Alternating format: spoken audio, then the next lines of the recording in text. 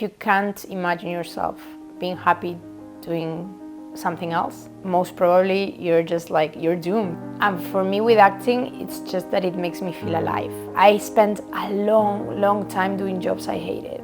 It's been very little time since I can say I'm an actress and just say it and be proud of it.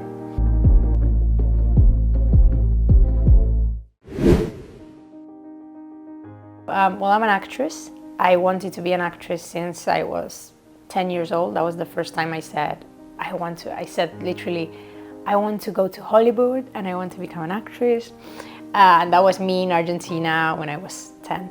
Life was normal. I mean, we weren't like a super poor family or something like that. When I say it was hard, I don't want to compare myself with someone who hasn't ever had anything. My dad, the thing is that my dad's job depending on the government. And Argentina is very complicated with the government and has a lot of corruption. So whenever something changed even slightly, that meant suddenly my dad didn't have any pay. And so I went to 5 different schools because in Argentina, public education, in universities is very good, but in the school system, the high school and stuff, it's not that good. You have 3 public schools which are okay, and then you have to go private. And private school is very costly. And so depending on how our situation was financially, I went to one school or another. That's also like one of the reasons I don't mind having a life in which things can change from one day to another.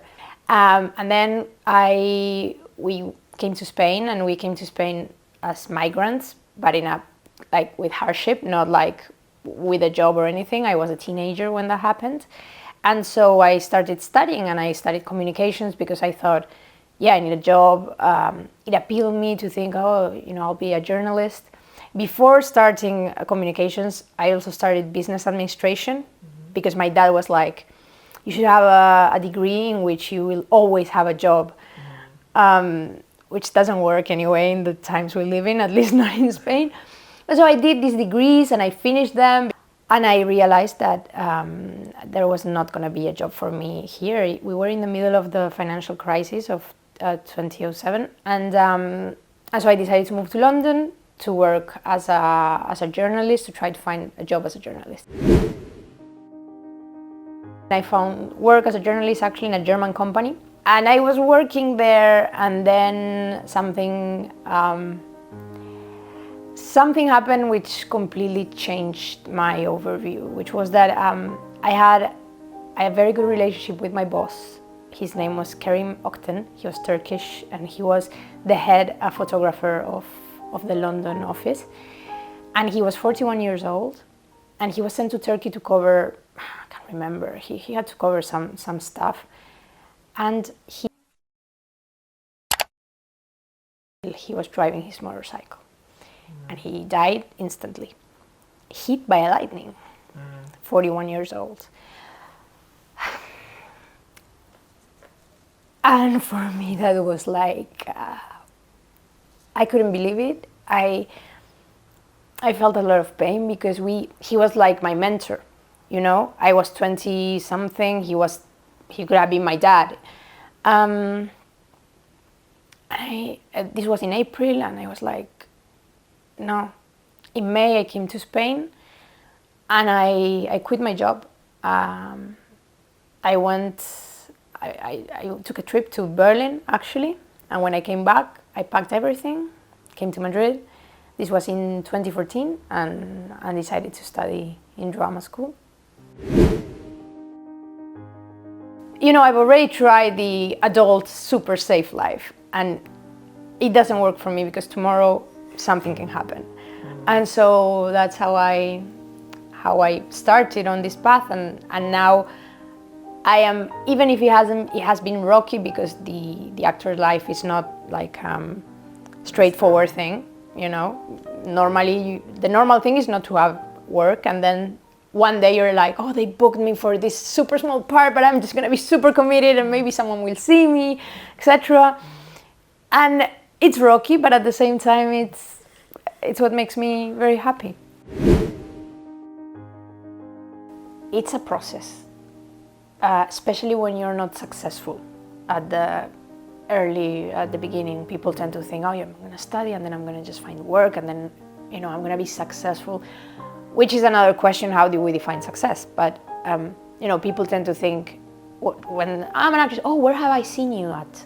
And I'm like, if you don't go to a theater, maybe you haven't seen me, because I haven't done that much film, because it's not that easy to get into that wheel, right? It's a process, and I wouldn't say has taken me, I wouldn't say, it's been very little time since I can say I'm an actress and just say it and be proud of it. I always said like, no, I studied journalism, but I studied drama, and I explained the whole thing. But it hasn't been until probably a couple of years in which I was like, okay, this is me, and this is what I want to do, and I'm proud of it, and I trust what I'm doing. I think there's a part of you that you need to just let go. Like, if you can't imagine yourself being happy doing something else, most probably you're just like, you're doomed. It's like, it's what you need to, like, okay, that's the thing. And for me with acting, it's just that it makes me feel alive. And that's a whole struggle sometimes for me. Like, not just doing things because I need to do them, but just wanting to be in life and present.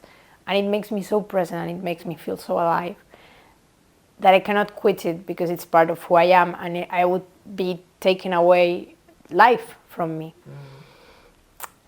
And so that's, in a way, I naturally came to, I trust myself, I'm going to do this, I trust my goal, and I just want to live from doing this. And but yeah, I believe that it's something that it's such a core of my being, that if I don't trust what I want to do and I don't trust my path, it's like I'm not trusting myself. It's very easy to say, oh, I'm not worth it, especially in a profession in which it's constantly, the feedback is constant, and you get more no's than yeses. I do castings every week, and I don't get work every week. And at first it was like, oh, they said no to me, but I must have done something wrong. And sometimes it's like, oh no, she's a redhead, and the other girl we have is also a redhead, so we need a blonde. These are the reasons sometimes. And so I have learned not to take anything personally, and still when I have a big thing coming up, and a big casting or a big audition, I'm like, I always like struggle with this. I define success on being able to support yourself and be happy with what you're doing, and be able to just have future projects and work on them. And at the moment, everything I'm doing, I like. I spent a long time doing jobs I hated. I have been a waitress. I have worked in a Happy Socks store. In Happy Socks, which great. When I say hate it, I didn't hate like doing the job, but you know what I mean. You spend 30 hours of your week or 40 hours of your week doing that, and then you don't have time to rehearse, you don't have time to do any courses. I like to study a lot, to keep studying. You don't have time for anything, and you're just making minimum wage.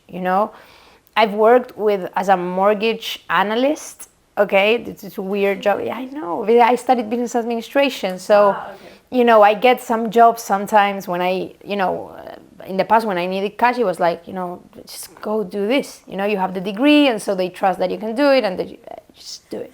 You learn on the job, and that's fine. But I've done so much to do, or that drained my energy, that now it's like, wow, as a producer, okay, it's an administrative job, but I do it from home. I can interrupt it when I want to do this kind of thing. And then when I get to act, I'm super happy doing that. And when I do the free tours, even though, sometimes it's very rainy and I don't feel like going to work, still, it's a fulfilling experience. I'm like, wow, these people came to have a holiday, and they have fun, they enjoy themselves, they learn something about Madrid, and that makes me very happy, and it connects me with the stage as well. So I think that's the meaning of success. Yeah. Yeah, doing something you enjoy. It doesn't have to be your job. I don't like the thing of, love what you do and you don't have to work a day in your life. No, come on, work is work. And sometimes I need to go, I'm doing a play and there's a day in which I don't feel like going to the theater because, I don't know, I'm tired or whatever, right?